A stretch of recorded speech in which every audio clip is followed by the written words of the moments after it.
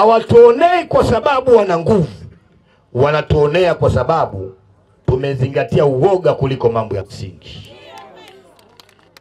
Tukiita maandamano ya kudai haki, mnatuacha wenyewe. Sisi tumelipa gharama zote. Lissu yuko jela kwa kesi ya uongo. Hukumu yake ni kunyongwa mpaka afe. Hali ya nchi ni mbaya. Lissu yuko jela. Waliopanga kumnyonga hawatamnyonga. Lissu atatoka jela, na kisha anatoka jela. Na akitoka jela tunaingia barabarani. Chama hiki ndoto yake ya kwanza sio Lema kuwa mbunge, wala Mnyika, wala Lissu.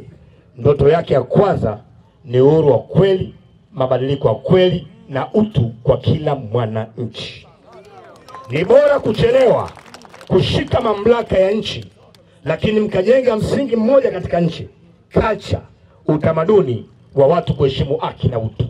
Hilo ni jambo muhimu kuliko sisi kushika madaraka. Ukishajenga utamaduni huo, watoto wanaokuwa wataishi kwenye utamaduni huo, maana yake haki itakuwa inatamalaki. Hatujaogopa kuingia kwenye uchaguzi.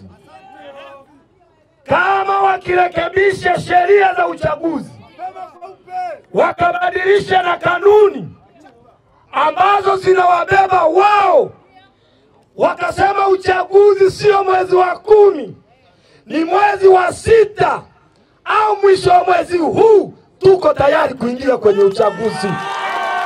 Na wale wasaliti wachache wanaokimbia mapambano ya no reform no election, ama kwa kurubuniwa au kwa kuhongwa au kwa tamaa ya vyeo, wakiacha nafasi tu kwa sababu Chadema ni jeshi kubwa la mapambano.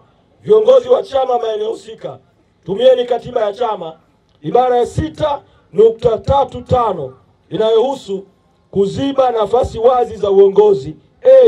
Kamati ya utendaji ya kila ngazi au baraza kuu itaziba kwa muda nafasi yoyote ya kiongozi aliyechaguliwa na mkutano mkuu wa ngazi husika. Nafasi zilizo wazi za viongozi walioteuliwa zitazibwa na vikao husika kwa kufanya uteuzi mpya. Nafasi zote zilizo wazi zizibwe, tusonge mbele, tuendelee na mapambano mpaka kieleweke.